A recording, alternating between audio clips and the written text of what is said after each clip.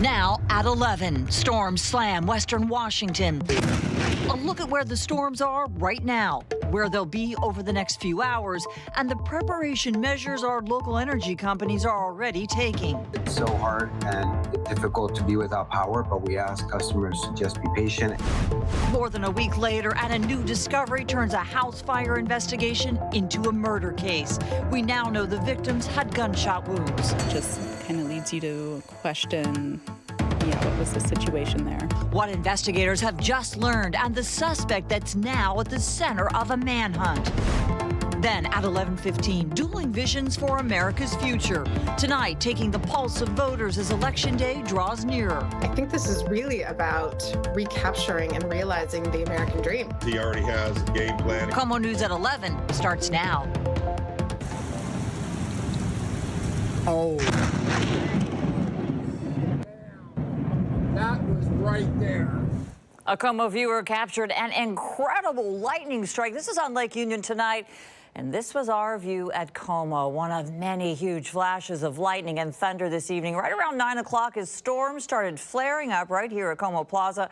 We're looking live all across King, Pearson, Snohomish counties and beyond tonight, as storms are really coming down right now. We have got team coverage for you tonight on this weather-worn day. Meteorologist Rebecca Stevenson standing by with an in-depth look at the storm system and what we're going to see throughout the evening. But we want to begin with KOMO's Paul Rivera. He is live for us in Puyallup tonight in the South Sound, getting a look at current conditions there right now. Paul.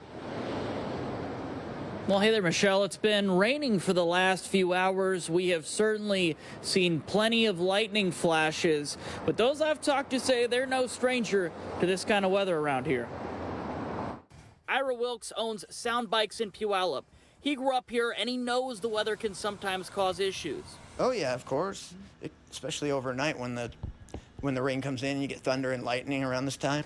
This weather of particular concern for those who do outdoor activities, like ride their bicycles. I usually try to steer clear of it and watch you guys. Debris flows at burn scars is another problem to watch out for in this weather. For example, the Bolt Creek fire burn scar along Highway 2 and down trees. Oh yeah, plenty of trees, branches come down, branch went through my neighbor's roof not too long ago. Those in this town certainly prepared because of what they've seen before. Puget Sound energy officials said they're paying close attention as well. We've also alerted our first response crews and personnel to be prepared and activate quickly if needed.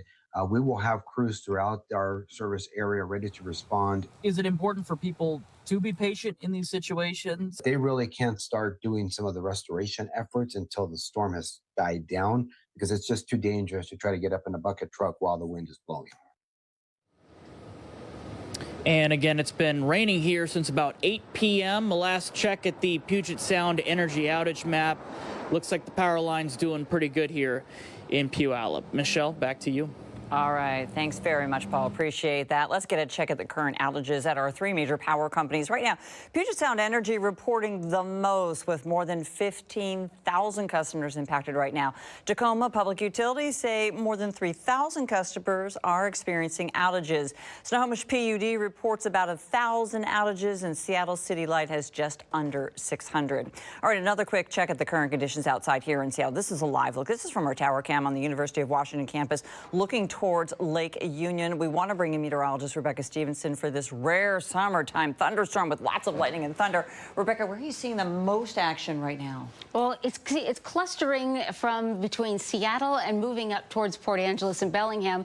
And we have a severe marine warning that's impacting all of our northern waterways right now, because wind gusts in that vicinity are anywhere from 30 to 40 miles an hour. And you could see the extensive lightning coverage.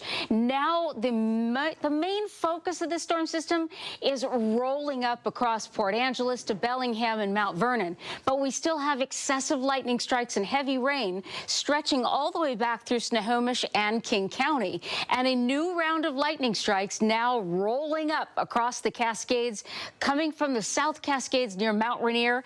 And this is a new line of storms that's heading up towards probably Interstate 8 as we get to Highway 97 to the east side of the Cascades, but also as we're seeing it line up heading towards I-90. Now, this is without lightning strikes included, so you can see where we have this very heavy rainfall coming down.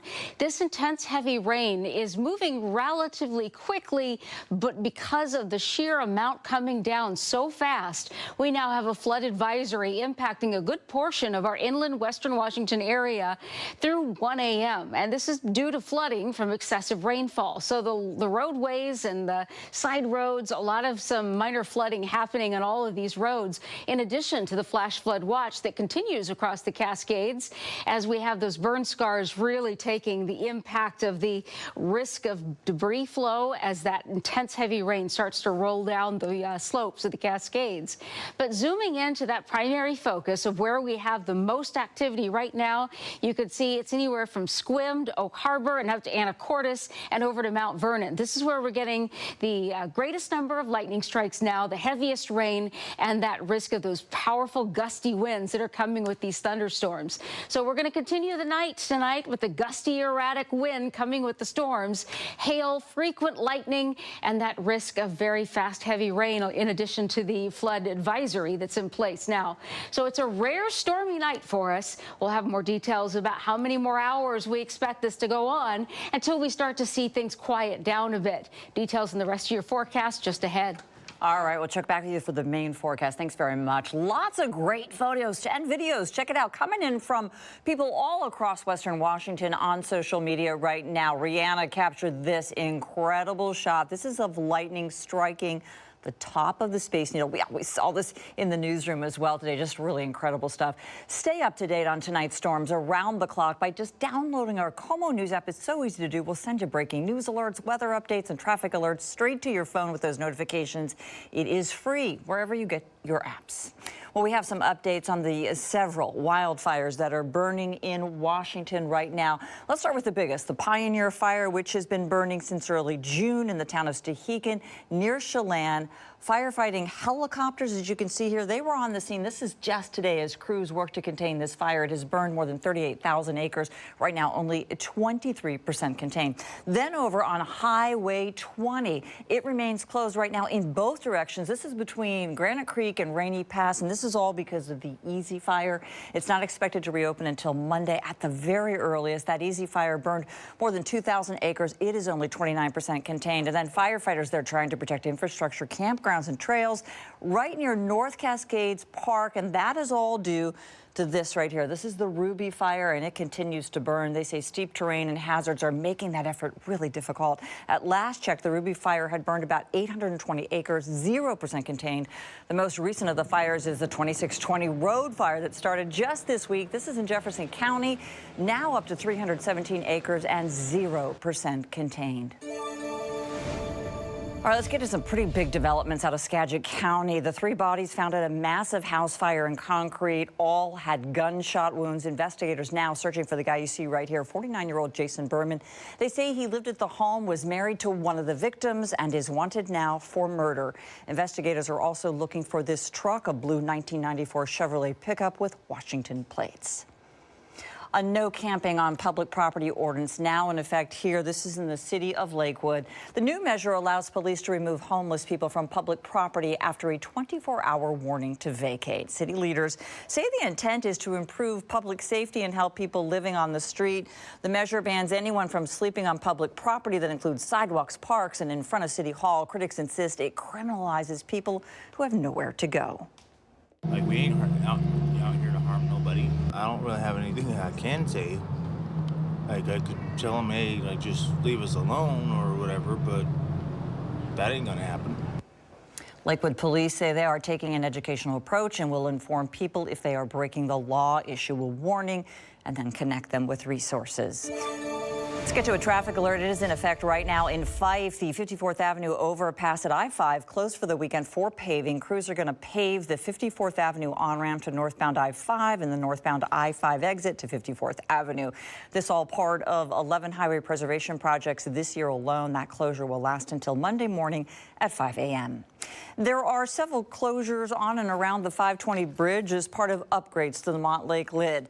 Right now, Montlake Boulevard is closed in both directions between East Louisa Street and East Hamlin Street. East Roanoke Street between East Louisa Street and East Montlake Place, along with Lake Washington Boulevard, that's between Montlake Boulevard and East Foster Island Road, are local access only at this point. All associated ramps are also closed until Monday morning. It is one of Seattle's most iconic and historic attractions, and today, Pike Place Market, our beloved market, is 117 years old. The market was founded on this very day in 1907 as a place where farmers could sell their produce at fair prices to residents. Over more than a century, that has grown from just a few wagons to a bustling marketplace full of food, flowers, clothing, and all kinds of accessories. It's unlike anywhere else. Like the tattoo lady across the street's been here for 50 years. My friend Nancy has the creamery. She's been here for probably 40 years. Tenzing Momo, the apothecary, is one of the oldest apothecaries on the West Coast. And it's just great. It's very vibrant here. Today, Place Pike is home to more than 500 small businesses. Love her spirit. All right, Amazon helping kids get ready to go back to school. Take a look. They partnered up with Ascend Hospitality this morning to provide fully stocked backpacks to 1,000 local students in need at the Amazon Fresh that was in Bellevue. Pens, pencils, notebooks, all the little things that you need, erasers, rulers, you name it, paper. We've got all the things that you need on the list. Amazon is also donating $30,000 to Renewal Food Bank. Ernesto wreaking havoc on Bermuda. We're going to take a look at the damage and where this storm is now headed. With Kamala Harris formally releasing her economic plan, voters weigh in on who they trust more. I'm Jeff Harris in Washington. Coming up, what they say are the most important issues. Those stories and more when KOMO News at 11 continues.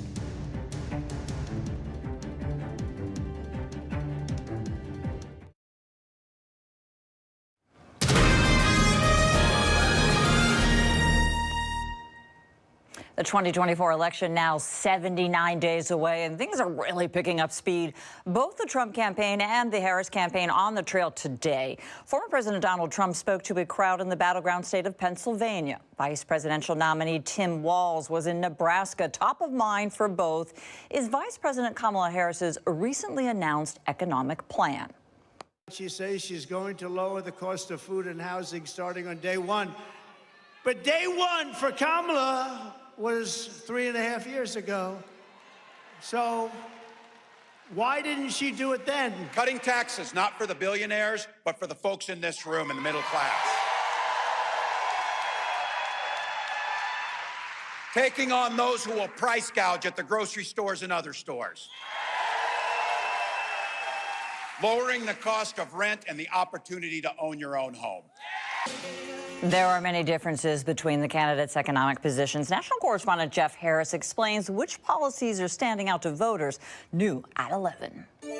The big ones are Harris's child tax credit expansion and Trump's plan to tackle inflation and the border, proposals that voters tell me are not only important to them, but also the future of the country. Dawn Huckelbridge, head of Paid Leave PAC, tells us she likes everything included in Kamala Harris's economic policy plan. From capping drug prices to helping first-time homeowners with down payments.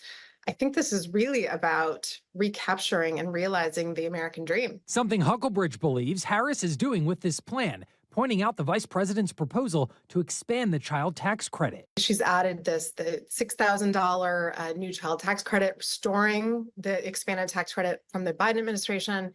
I think it's clear that she is fighting for working families. But Dave Smith, the Republican Party chairman for Pima County, Arizona, disagrees, telling us Harris's proposals lack an execution plan and will only create more issues. Price controls, that's not going to work. Relieving people of debt, all these things that are just going to drive more and more inflation. Which is why he believes in Trump's policies, including how the former president will handle inflation and the border. He already has a game plan. He's already shown us what he does. He's already talked about the people he's going to bring in. Now, Huckelbridge adds that leveling the playing field for working class families is what Harris is proposing. But Smith says Harris's policies don't work, and Trump has a proven track record handling major issues. I'm Jeff Harris reporting from Washington. Starting Monday, the Democratic National Convention in Chicago begins. President Biden and Hillary Clinton are scheduled to speak on opening night. Watch for live coverage of the DNC right here on KOMO News at 7 p.m. Monday through Thursday night. All right, taking a live look at the current track of Ernesto as it heads towards the East Coast this morning. It pummeled Bermuda as a Category 1 hurricane. Here's what things look like as the storm rolled over the island with sustained winds of about 80 miles an hour. More than 26,000 people we know lost power. The National Hurricane Center says hazardous conditions will continue into the night. Ernesto is forecast to continue its trajectory traveling northeast as it diminishes in strength.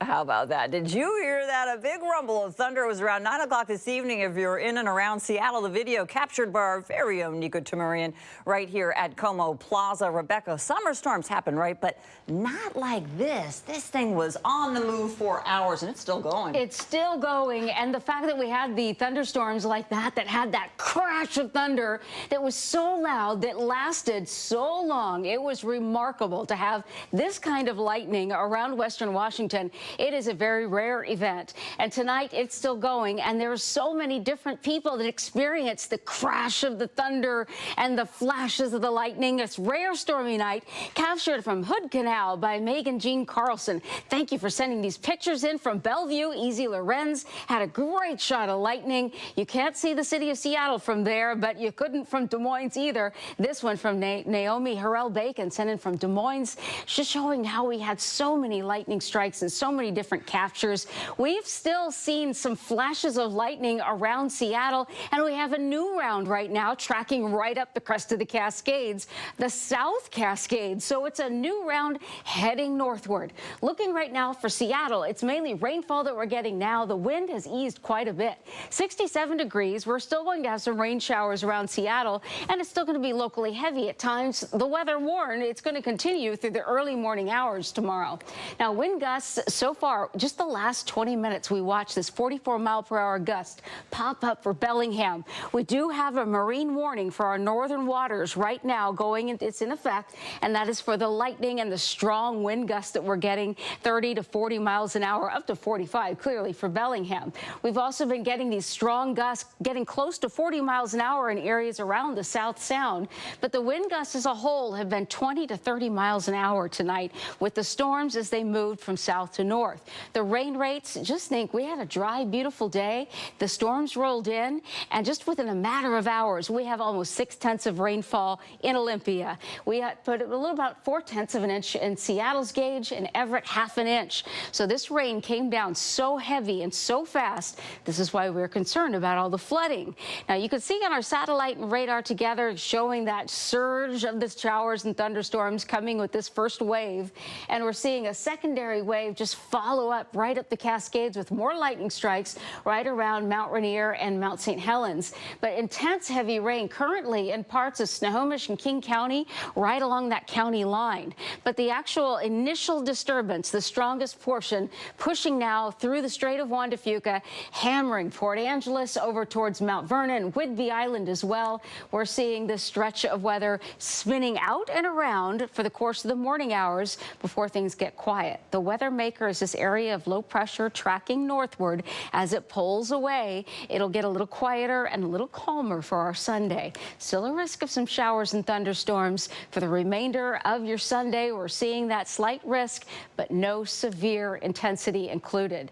Futurecast showing the round of this heavy shower activity and thunderstorms continuing to circulate out of here. By the time we hit 4:30 a.m., it'll be moving north of Everett, and we should be just seeing a few spotty showers and an isolated thunderstorm, one or two out there for the course of the afternoon tomorrow. And overall, a lot of us will just have a quieter day with a little more sunshine. So the thunderstorms are tonight. Temperatures are not cooling off very much, mainly upper 50s to low 60s. Tomorrow, we will have our high temperatures in the mid 50s. Again, a lot drier, a lot quieter. Mid 70s continues Monday with very quiet, just some sunshine. Slight risk of a shower or thunderstorm around on Tuesday. That's not severe. Tonight was the severe weather. So hopefully we'll get through this with not too much damage around. Let's hope so. And I don't say this very often, but I'm looking forward to Monday. Yeah. Thanks much. You bet. The Seahawks falling in preseason action tonight. Nico's up next with why the final score isn't everything in this game. He'll explain just ahead. I mean, it is true. Preseason. That's right. Preseason.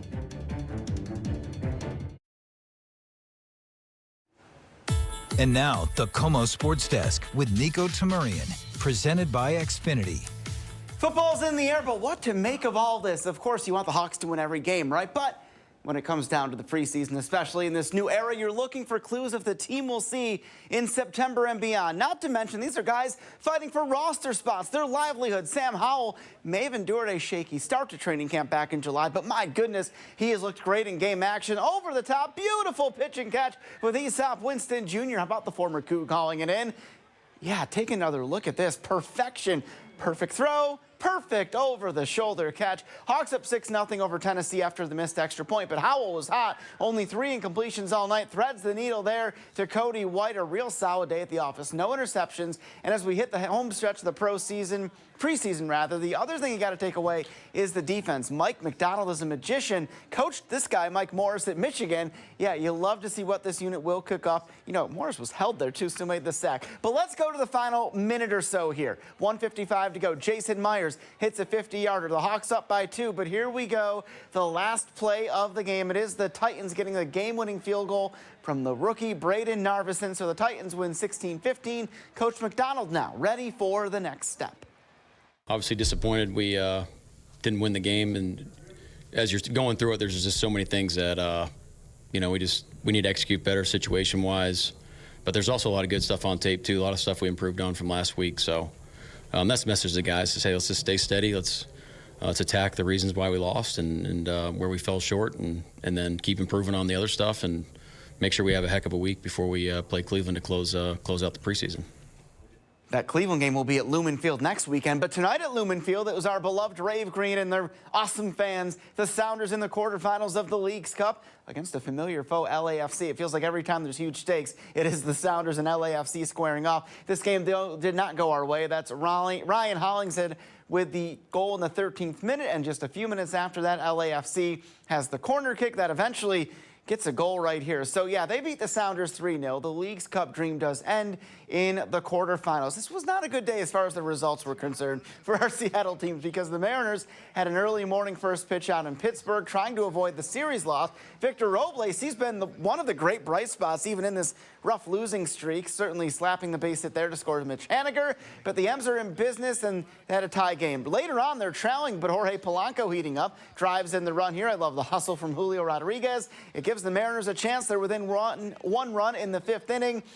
Oh, my goodness, though. Pittsburgh able to pull away from this thing in the 7th inning. They win it 7-2. The Mariners have lost 5 in a row. That is actually tied for their worst streak of the season, and for that, it's just awful timing at this point of the year. We're not playing good baseball. There's no way to sugarcoat it. We're certainly capable of playing better. You know, a ton of strikeouts again today, and that's the result we get. So, got to keep grinding. You know, we will turn it around. It's just hard to go through right now. I believe we're a better team than this, and just not showed up today. You know, you got to keep momentum going offensively, and we just haven't been able to do that. Make sure you download the latest episode of Inside the Arena wherever you get your podcasts, or, of course, you can check it out on the KOMO News YouTube page. I'll be back in 15 seconds. They need people freaking. Gotcha. It's okay. We do commercial plumbing and residential electrical, too. Hey, wait. Stop freaking. Call beep.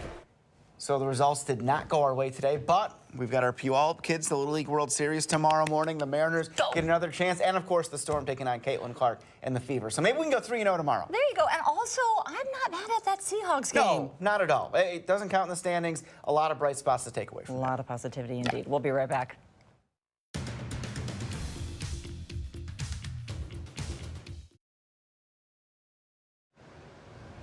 So these showers and thunderstorms, most of the severe potential is starting to exit to the northeast, or actually to the northwest. You see it exiting out through the strait, through Port Angeles.